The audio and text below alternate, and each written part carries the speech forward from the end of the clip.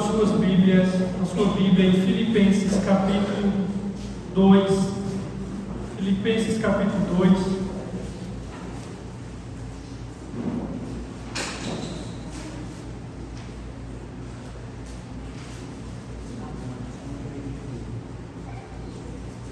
Filipenses capítulo 2,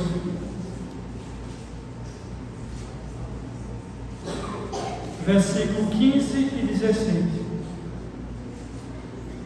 Filipenses 2, versículo 15 e 16.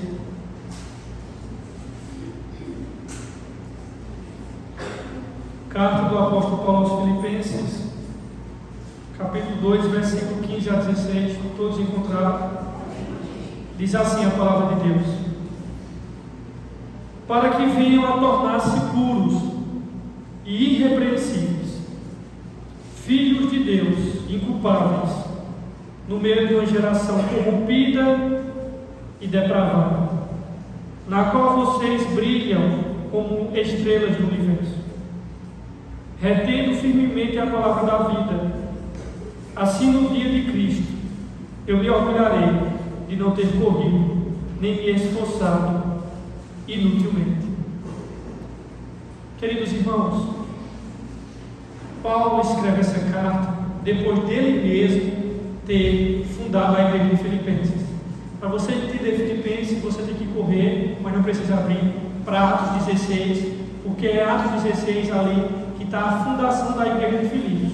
É aquele episódio onde Paulo prega para a Lídia, vendedora de púrpura da cidade de Tiatira. Depois ele expulsa o demônio da jovem demoniada que tinha espírito de adivinhação, e logo em seguida ele levou a surra junto com Silas, vai para a prisão, e na prisão, meia-noite, ele cantando louvores ao Senhor. Há um terremoto, vocês sabem toda a história. O carcereiro diz: Senhor, isso é que eu faço para me salvar? E Paulo dá aquela resposta: crê no Senhor Jesus, será salvo tu e tua casa. Então aquilo foi a fundação da igreja de Filipe.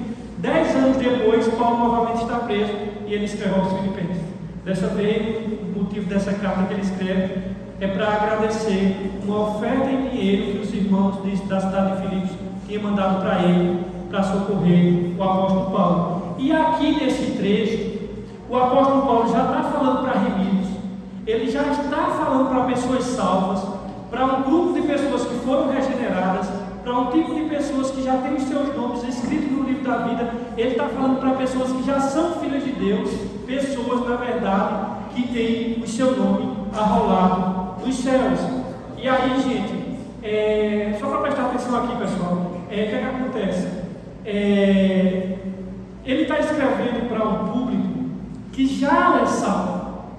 E Paulo agora vai mostrar, com esse trecho aqui, como essa salvação ela pode ser evidenciada através da nossa vida. Como é que essa salvação ela consegue se tornar visível, concreta, por meio de quê? Paulo vai dizer, por meio dessas atitudes aqui. Em primeiro lugar, o apóstolo Paulo vai dizer que a salvação ela é demonstrada por meio de uma conduta irrepreensível. Veja o que é que ele diz no versículo 15, aliás. Para que venham o que? Se tornar o que?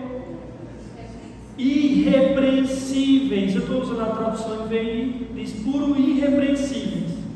A palavra grega que Paulo usa aqui para irrepreensíveis é a palavra anectons, que significa o que o cristão é no mundo. Irrepreensíveis não é uma pessoa que não tem pecado, não é isso. Irrepreensível é uma pessoa que não é digna de repreensão. Por exemplo, a filha de Roberto está aqui, sentadinha, caladinha, sem fazer barulho nenhum. Ela não é digna de repreensão, porque ela está fazendo nada de errado. Então, irrepreensível é alguém que, na verdade, não tem como alguém repreendê-lo. Não tem alguém apontar o dedo para ele. Paulo está dizendo que a vida do cristão, do regenerado, sua vida é de tal pureza que ninguém encontra nele alguma coisa que venha constituir uma falta. O cristão deve refletir o caráter do seu Pai, a ponto de viver de tal maneira que ninguém possa lhe apontar o dedo acusador. Por exemplo, Jesus, falando no Sermão do Monte para os discípulos dele, ele diz assim: olha, vós sois sal da terra, e luz do mundo. E ele diz assim, olha, que as obras de vocês brilhem, para que os homens vejam as vossas obras e glorifiquem o vosso Pai, que está nos céus. Veja que Jesus está falando de uma obra que é visível ao mundo, obras que é fluida de um coração regenerado. Ele diz assim, para que os homens vejam as boas obras de vocês. Para quê? Para vocês aparecerem, para vocês inchar o peito e dizer, ó, nós somos legais. Não, para que eles glorifiquem o Pai de vocês que estão nos céus.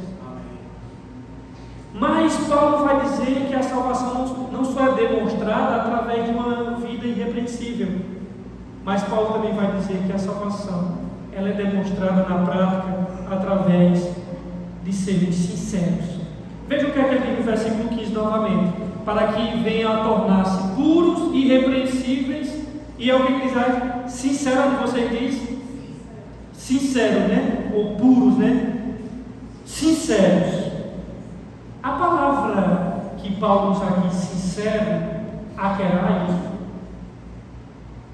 é a palavra que expressa o que o cristão é em si mesmo no mundo.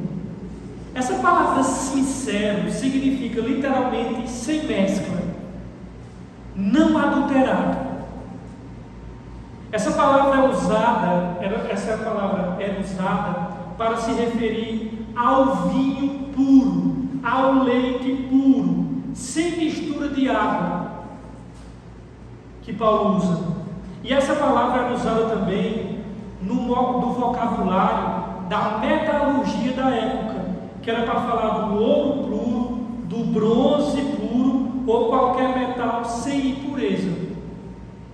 E essa palavra, para nós aqui, principalmente dos irmãos aqui, Charles, Caio, eu, que moramos no Alto Moura, essa palavra ela é riquíssima, que Paulo usa, porque não era só usada para o leite puro, para o bronze, para o vinho puro, mas ela era sobretudo usada para se referir ao barro, que era utilizado na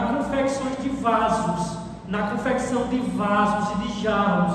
E no tempo antigo, os oleiros que faziam os vasos e que faziam os jarros, o que era que ele fazia? Até hoje acontece na altura, quando os artesãos colocam as peças de barro, seja o que for, quando eles botam para queimar no forno, às vezes elas trincam. E o que é que eles fazem com aquelas que trincam? Eles colocam durepox, superglue, dá uma lixadazinha e depois pinta. E era a mesma coisa que acontecia. Quando os artesãos no tempo antigo eles faziam os vasos, nisso, às vezes aparecia trincas, rachaduras, rachões nos vasos que os oleiros faziam. E o que é que eles faziam? Eles cobriam esse vaso de quê? De cera. Metia cera nesse vaso e botava para vender. Então o que é que acontecia? Quando o sol, a pessoa comprava um vaso e aí colocava aquele vaso às vezes para ser exposto no sol. Quando esses vasos eram expostos à luz do sol, o que era que derretia? A cera derretia e logo começava a aparecer os defeitos dos vasos, as rachaduras do vaso. E esses compradores de vasos passavam a exigir agora os vasos sem cera. Daí foi que surgiu a palavra sinceridade e sincero. Veio literalmente da palavra sem cera. Sinceridade, sem cera. Por que, irmão? Ou seja, logo quando Paulo diz para que sejais sinceros, Paulo está dizendo que na vida de vocês que são vasos de Deus, não haja cera, não haja fraude, não haja falsidade. O apóstolo vai dizer que a nossa vida não deve ser um simulacro, uma propaganda enganosa, irmãos.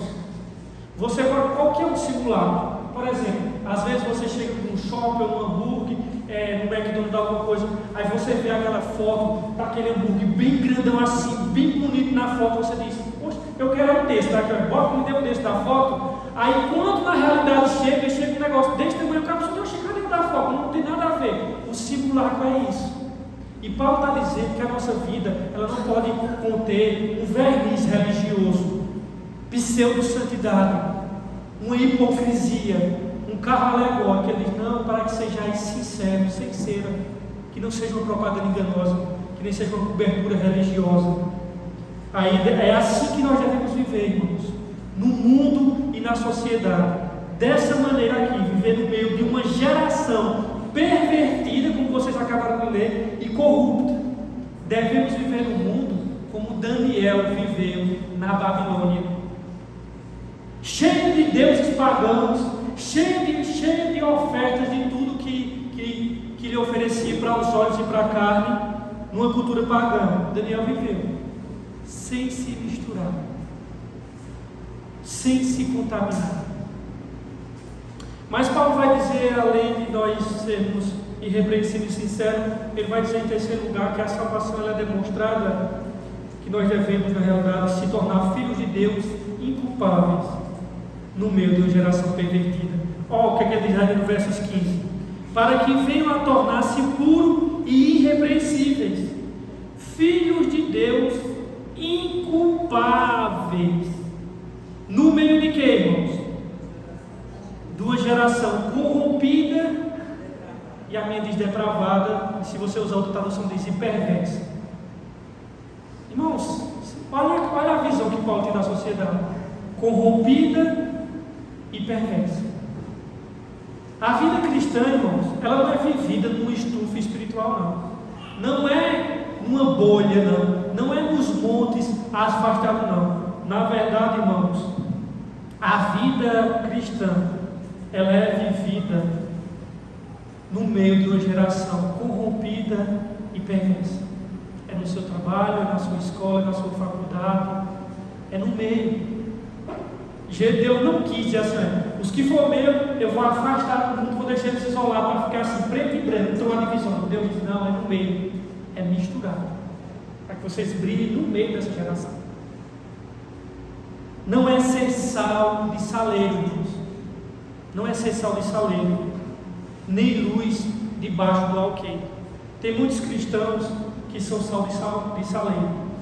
Eles não salgam dentro de casa, não salgam na sociedade, não salgam no trabalho, não salgam, e são luz de neon. Enquanto os remidos, a Bíblia vai dizer que nós somos desarraigados desse mundo perverso. Está escrito lá em Gálatas 1,4: desarraigados. É como você tem uma árvore que puxa até as raízes dela, porque nós não somos do mundo. Jesus Cristo disse: olha, Pai, eles não são do mundo, como eu também não sou do mundo. Ele disse isso em João 17.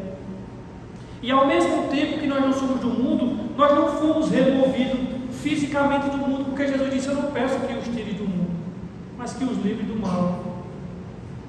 Assim também nós, Igreja de Cristo, precisamos completar a nossa missão no mundo, vivendo como filhos de Deus inculpáveis no meio de uma cultura depravada e pervertida. É no meio, irmãos. É no meio. E aí Paulo vai mostrar outra coisa, que essa salvação é demonstrada. A salvação ela é demonstra os filhos de Deus, eles demonstram sua salvação, seu novo nascimento, sabe por meio de quê? Por meio de um testemunho favorável e notável. Versos 15 novamente: para que venham a tornar-se irrepreensíveis, puros, filhos de Deus inculpáveis, no meio de uma geração corrompida e perversa, na qual vocês fazem o quê? Respondesseis como o quê? Como luzeiros. Ou a minha diz assim, a NVI que eu estou usando diz assim: brilham como estrelas no universo. O que Paulo está dizendo aqui é que os crentes, os filhos de Deus, são exortados a brilhar como astros celestes neste mundo, irmãos. Neste mundo o quê? Tenebroso. E aí eu repito as palavras do Senhor Jesus: vós sois sal da terra e luz do mundo. A França Paris, aliás, é considerada a capital luz, a cidade da luz, é a cidade que está mais estrelas. O islamismo tomou de conta. A luz é os crentes, a luz são os filhos de Deus. Vós sois, interessante que Jesus disse que Ele é a luz do mundo. E os filhos de Deus, os evangelistas, vocês são a luz do mundo. Só que Jesus é a luz original, nós brilhamos a luz que resplandece em nós. Amém. Assim como a lua não tem brilho em si mesma. Vocês sabem que a lua não tem brilho em si mesma. Inclusive, diga-se de passagem, de ontem para hoje ela está muito linda. É uma coisa de você adorar Deus de joelho, ao vê-la. Ontem ela estava bem vermelhona, linda. Só que a luz ela não tem brilho próprio. Vocês sabem que ela absorve a luz do sol e ela reflete. Assim é a igreja de Cristo. Ela não tem luz própria. Ela recebe a luz de Cristo e por meio da luz de Cristo ela irradia o mundo essa luz. E Paulo usa aqui a palavra que vocês são como luzeiros. A minha diz como astros, como estrelas do mundo. Essa palavra, toda vez que aparece, ela sempre é usada para descrever literalmente as estrelas, as estrelas, a lua, as galáxias. Ela sempre é usada para se referir literalmente aos corpos celestes. Só que nesse texto aqui não. Ele está falando metaforicamente falando. Paulo está pegando as estrelas, os astros, as galáxias e metaforicamente falando, ele está aplicando aos filhos de Deus. Vocês sabem que essas iluminárias, como o Sol, como a Lua, como as estrelas, e cada estrela tem bilhões, aliás, cada galáxia existe bilhões de estrelas.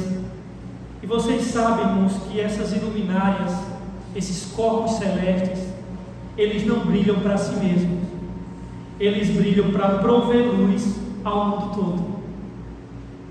O mesmo deve ser em relação aos remidos. Ele vive para os outros, ele brilha para os outros. A igreja tem sido chamada de clube que existe para benefícios dos que não são sócios. E é verdade, irmãos, porque nós servimos é para servir ao mundo. É isso que Deus quer, que a igreja sirva para servir, porque quem não vive para servir não serve para viver. Uma vida egocêntrica, uma vida voltada só para si mesmo, é uma vida pequena. Jesus nos dá o exemplo que a vida é aquela que se dissolve e se dá para benefício de muitos. Ele disse: olha, se o grão não morrer, como é que ele vai gerar vida? E ele está falando da morte dele. A igreja no mundo, irmãos, se você prestar atenção no que Paulo está dizendo aqui, a igreja no mundo, ela é comparada à influência da luz no lugar escuro. Toda igreja, ela é uma casa de luz. Se ela é a igreja de Cristo e prega a verdade, toda igreja, ela é uma casa de luz em um lugar de trevas. Quanto mais escuro o lugar, mais luz é necessária. Quanto mais o mundo está depravado e perverso, mais necessário são os filhos de Deus se manifestarem com o poder do Espírito Santo. E aí isso leva Paulo a pensar nos crentes como luzeiros na escuridão da noite. Quanto mais a noite é escura, mais se percebe o brilho da luz. Os cristãos são luzeiros, ou seja, são portadores da luz. Não podem refletir a glória do Senhor de uma maneira, de qualquer jeito. Na verdade, a luz de Jesus Cristo, ela deve ser vista na vida dos remidos. O que é que as pessoas mais querem? As pessoas que estão mais nesse mundo, elas querem brilhar. Mas sabe para que elas querem brilhar? Para tornar o seu nome grande, para se tornar desconhecido. Esse não é um chamado para nós. Nós estamos aqui nesse mundo não para fazer o nosso nome grande, é para tornar o nome de Jesus grande. Nós não estamos nesse mundo para contar a nossa história, o nosso legado. Nós estamos aqui para contar a história de Jesus, porque ninguém muda através do nosso nome e nossa história, mas através do nome de Jesus, pessoas são libertas, curadas e salvas. O nome dado à estrela mais brilhante da noite, essa estrela aqui nesse mundo que nós estamos, esse universo, é Sírius. Ela faz parte da constelação de Canis Major. E o mais brilhante astro do dia, nós sabemos, é o Sol. Paulo tem uma lição dos astros celestes quando compara os crentes com as estrelas e a sociedade com a escuridão do universo. Quando vocês saírem desse culto nessa noite, ao passar esse portão, olhe para o céu e você vai ver esse mar negro em cima de vocês. E esse mar negro que está na cabeça de vocês vão ver os pontinhos brilhando. E ali são as estrelas. E Paulo está dizendo: olha, está vendo? Essa sociedade é essas trevas aqui, todinha que está na cabeça de vocês. E sabe quem são vocês? Essas pontinhas que brilham aí são essas estrelas. Paulo compara a negridão do universo que está sobre nossa cabeça com a sociedade e as estrelas que nós vemos com os filhos de Deus.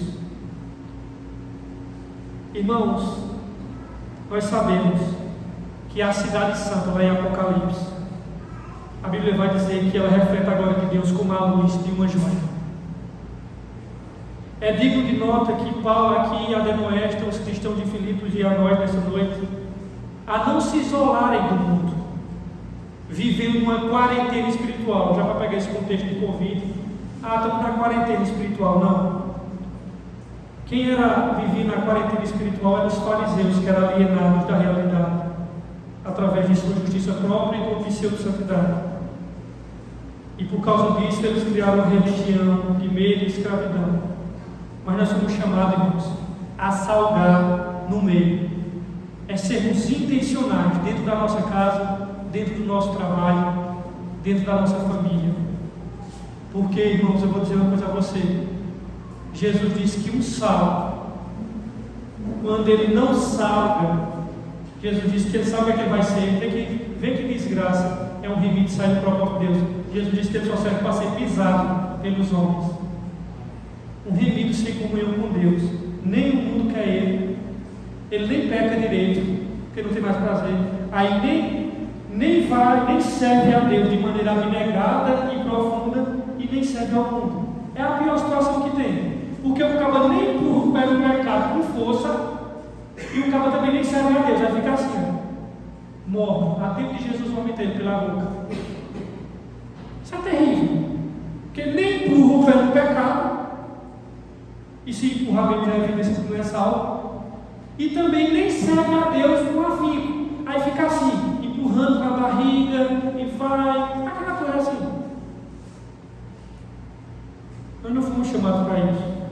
Jesus não morreu ainda por você, para você viver uma vida medíocre, uma vida cristã. A igreja que causa mais tristeza ao coração de Jesus é a igreja de Laodiceia. Ela é morna.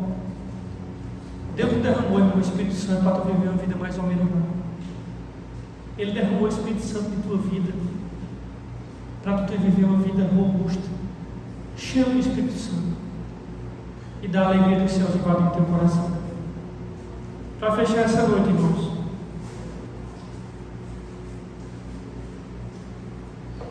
o apóstolo Paulo finaliza no verso 16 dizendo que a salvação é demonstrada, sabe por meio de quê? De uma fidelidade inegociável.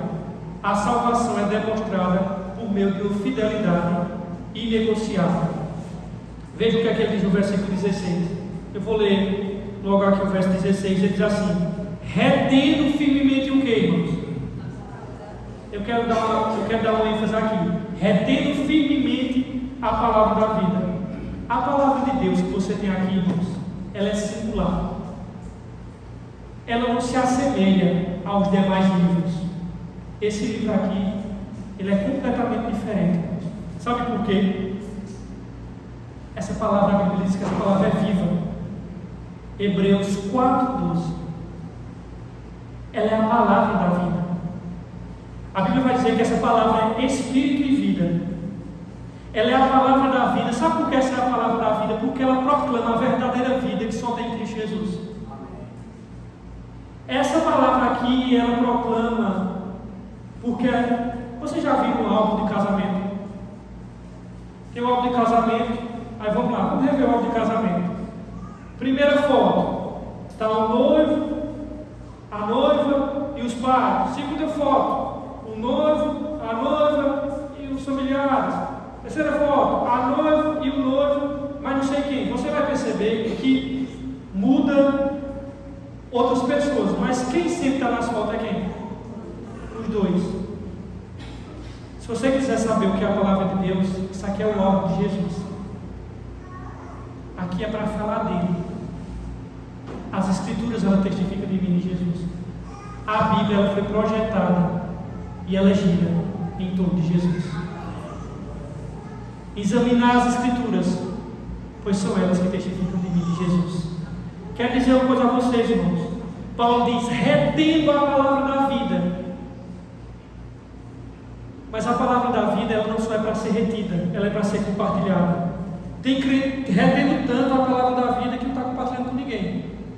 O salmista diz assim: Senhor, escondi a tua palavra no meu coração para não pecar contra ti. Tem crente escondendo tanto que não fala mais nada da palavra não. Irmãos, o ensino de Paulo não é para que a igreja possa se refugiar apenas em 4 paredes, isolando-se do mundo. Ao contrário, o projeto de Deus é que a igreja brilhe como estrelas numa noite trevosa e leve ao mundo a palavra da vida. Deixa eu dizer uma coisa a vocês. A Bíblia, ela não é a luz do mundo. A igreja é a luz do mundo. Jesus é a luz do mundo. Mas a Bíblia, ela é a luz da igreja. Na verdade, a Bíblia é a luz da igreja. E a igreja é a luz do mundo. Sabe por quê? Porque o mundo não lê Bíblia, mas ele lê a nossa vida. E eu quero dizer uma coisa a você. Se você saber o que é vida cristã, é você encarnar a mensagem do Evangelho. Nada adianta você ter todo o Evangelho na sua mente, se esse Evangelho não se encarnar em você, a ponto de que você seja o Evangelho através de atos de vida, e que você seja a encarnação do próprio Evangelho, para que o mundo leia o Evangelho através da sua vida. O mundo não lê a Bíblia, é verdade, mas o mundo lê os cristãos. Por isso que Jesus diz: vós sois luz do mundo. E aí Paulo vai mostrar, para fechar, a necessidade de trabalhar enquanto é tempo. Verso 16: retendo firmemente a palavra da vida. Olha o que é que ele diz: assim no dia de Cristo eu me orgulharei de não ter o que, irmãos? Não ter corrido nem o que? Em vão. A minha diz: não me esforçado inutilmente. Paulo deixa claro aqui que ele e que toda a igreja de Cristo enfrentará o dia de Cristo, o tribunal de Cristo.